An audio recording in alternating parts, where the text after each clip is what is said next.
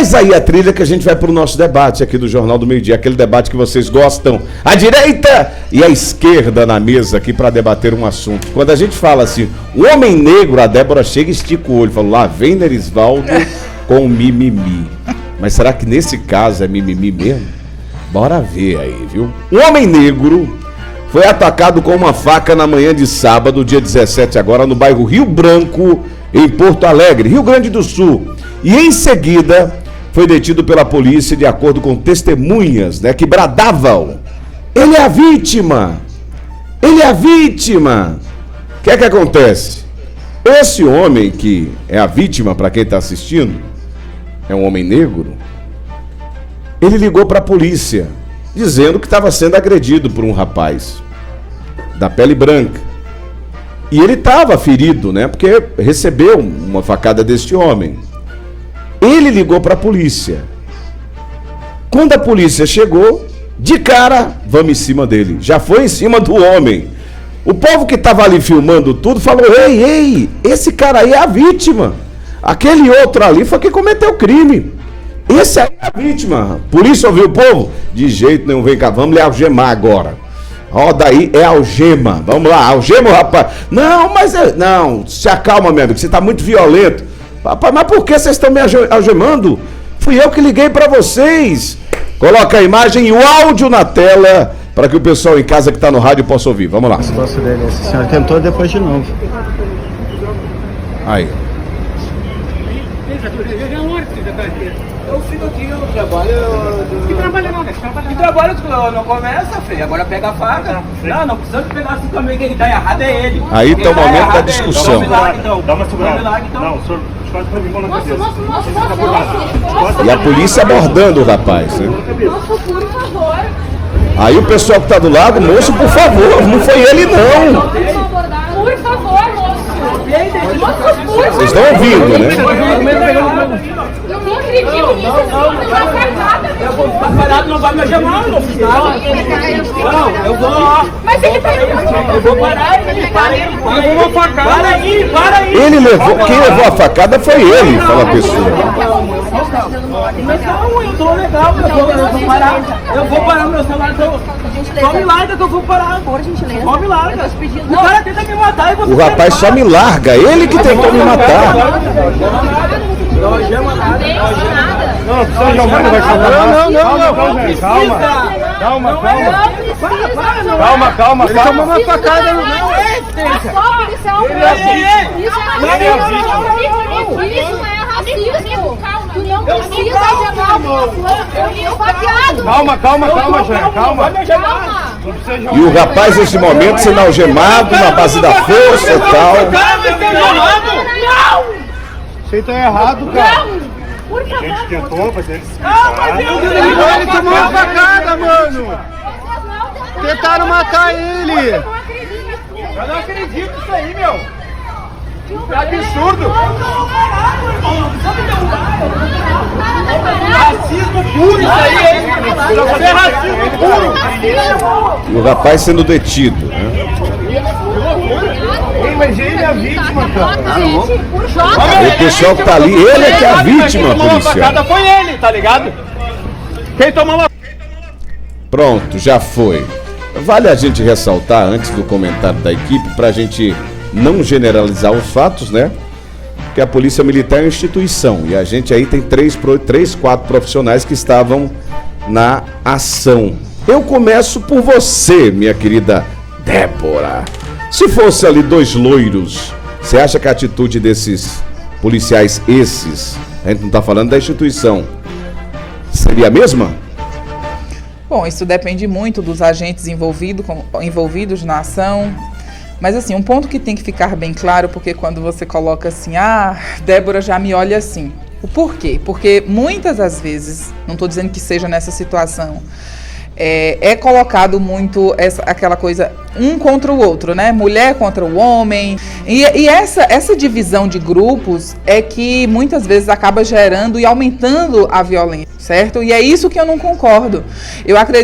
Eu concordo o seguinte: cometeu-se um crime, tem que ser punido. Agora, não ficar aumentando, alimentando essa divisão de grupos, porque acaba de fato aumentando a violência. Nessa situação, as pessoas que estavam presentes estavam falando que ele teria sido ferido e, na minha visão, a equipe não agiu corretamente, pois as pessoas que estavam ali como testemunha, né, ocular do que ocorreu, estavam falando, ele que foi agredido. E eu não vi, nesse vídeo até então, nenhum agente procurando saber essa segunda pessoa onde estaria indo para poder fazer uma cariação ou buscar imagens, enfim, fazer a investigação para saber de fato o que ocasionou toda essa situação. Mas deixando bem claro, você tem que analisar cada situação é uma situação. Então, nesse fato em si, que a gente está comentando, não me pareceu, não foi correta a ação dos agentes nesse sentido. Mas o que eu discordo é essa divisão, é tentar colocar um contra o outro, grupos um contra o outro, isso. Mas que não neste é legal. Caso, não é legal. Um pouco mais profundo, nesse caso, você acha que houve racismo? Neste caso? Você acha que se o policial chegasse, se fosse 2 loiros ali, por exemplo, seria a mesma atitude tomada por ele? Eu acho que quando há o despreparo, eu também concordo quando contigo, há um despreparo da equipe, mesmo que fossem 2 pessoas brancas, poderia ter ocorrido, tipo, eles irem na pessoa errada, entendeu? Pode acontecer Perfeito. Falhas, porque acontece falhas, independente de cor de pele, acontece. Perfeito. Né? Pronto. Professor Rodrigo Santana. É isso, Nerisvaldo, essa situação nos remete a pensar como a escravidão que reinou em nossa sociedade brasileira por mais de 300 anos deixou feridas abertas.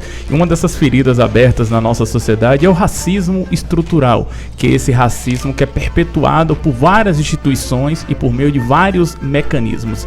Infelizmente, a gente precisa lembrar que isso está muito ligado a todo o nosso contexto. Diretamente falando, é claro que é um ato racista praticado por esses policiais e não necessariamente pela instituição. A gente precisa saber separar. Lamentável a postura desses policiais, certo? Eu espero que essa situação seja averiguada ao pé da letra de fato e que no boletim de ocorrência, boletim o qual na maioria das vezes é produzido sobretudo pela classe média, por homens brancos, é importante dizer que não quero que seja enquadrado como abuso de autoridade, porque corre-se o risco ainda do boletim de ocorrência vir como abuso de autoridade dos policiais. E os policiais não cometeram apenas abuso de autoridade, eles cometeram um crime de racismo. É claro, é nítido nas imagens, certo? Eu espero que seja averiguado ao pé da letra, de fato, o que foi que aconteceu, para que situações como essa não volte a acontecer, não só pelo despreparo dos policiais, mas pelo crime o qual foi praticado ali pelos servidores públicos. É importante dizer que são servidores públicos,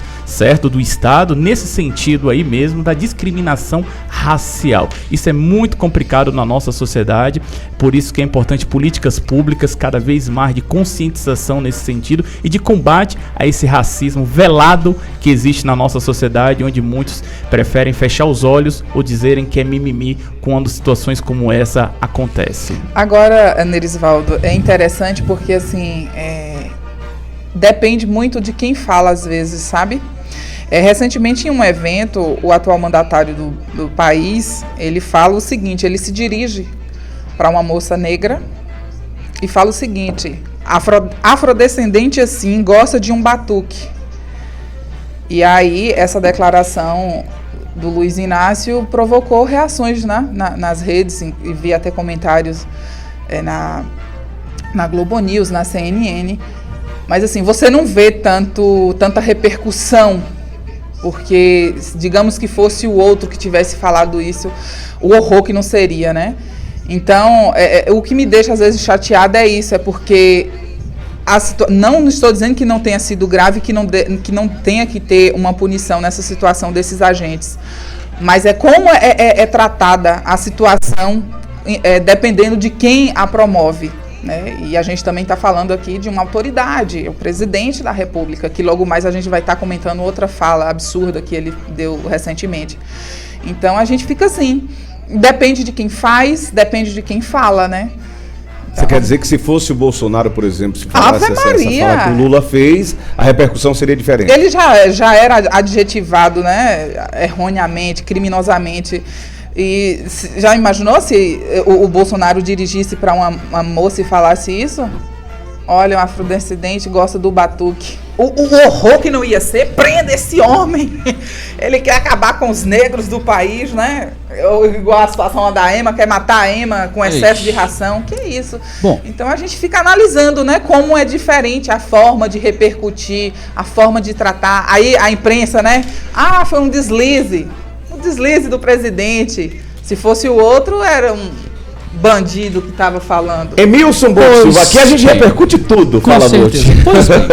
Até a Ema do até a Ema. Vocês não viram Aqui isso na época? Aqui eu vi, a gente repercute tudo aqui. Fala, Bote. Pois bem, em 2022, professor e Débora, no mês de junho foi publicada uma matéria dizendo que cresceu no Rio Grande do Sul, já estou falando de estado, cerca de 135% de denúncias sobre racismo. Na época, até junho, nessa matéria dizia que foram publicados 47 casos de racismo comprovados. Em 2023, os deputados do Rio Grande do Sul aprovaram a NAPEC, a PEC, né, que mantém o trecho do hino nacional que foi considerado racista. Isso aconteceu em 2021. 5 deputados que ocupavam a bancada do PSOL se recusaram a cantar o hino do Rio Grande do Sul na Câmara porque disse que o hino seria de cunho racista. E aí era no terceiro trecho do hino que diz assim... Eu ia cobrar isso, Bote. Você não nos trouxe o trecho do hino? Eu vou trazer aqui agora. Mas não basta para ser livre, ser forte, aguerrido e bravo. Povo que não tem virtude acaba por ser escravo. Os deputados do PSOL, claro, entraram com uma ação e disse que principalmente a deputada na época, Luciana Genro, direciona Genro, os escravos, exatamente, né? se vai recusou, acabar... levou pra pejorativo. Câmara, mas quando foi em 2023, os deputados acabaram votando aí para que permanecesse essa letra, o que foi uma frustração aí para a Esse é maioria. um outro tema que eu acho Exatamente, que a gente precisa debater, que essa vem uma questão também aí vem de ponto de vista a gente até analisar a questão histórica, né? Exatamente, Correto, cultura Porque são histórica. tempos diferentes, são momentos tempos diferentes, né? E Claro cabe- que tem, que é realmente. E assim- Só que, pois não, professor. Não, e cabe rever situações que antes não seria debatido, como você bem colocou, são tempos diferentes. Ou cabe corrigir-se erros históricos, erros que aconteceram em um determinado período, o qual a gente não tinha o conhecimento ou entendimento do que a gente considera racismo ou discriminação racial ou intolerância religiosa na nossa sociedade. Ou esses conceitos, eles ganharam forças, sobretudo aí a partir da década do século XX, certo? A partir do século XX, melhor, ou cabe sim essa reparação histórica em determinadas situações. E talvez, por alto aqui, até porque eu não tive conhecimento do que você está falando, estou tendo conhecimento agora, Emilson, talvez fosse o caso de fato de fazer um reparo nessa letra do hino para que possa, de uma certa forma, corrigir um erro histórico que foi cometido lá atrás. Não foi assim que a maioria pensou lá no Rio não Grande foi do assim. Sul, né? Não Ao foi menos assim. E foi entre- mantido, né? E E foi mantido. Agora é foi incrível. mantido. Eu tive lá na região há uns 20 anos atrás. Sim. Eu conto sempre essa história. Eu tive com o Gilmarzinho da GTS, Gilmar. E aí a gente foi de ônibus, né? De alguma cidade para outra. A gente ficou Correto. mais ou menos uma semana viajando. Dentro do Rio Grande do Sul. Isso. E eu procurando, assim, a quantidade de negros que tinha. E tava eu, Ricardo, e a gente é tudo negão.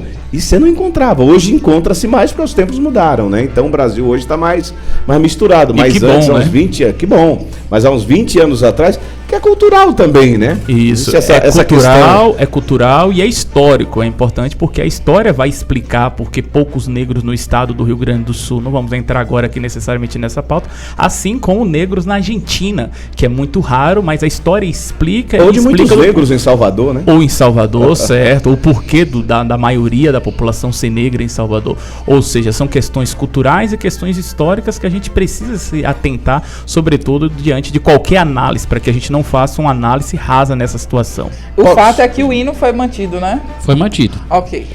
Os gaúchos mantiveram, né? Ao menos a maioria nesse caso. 13 13 horas.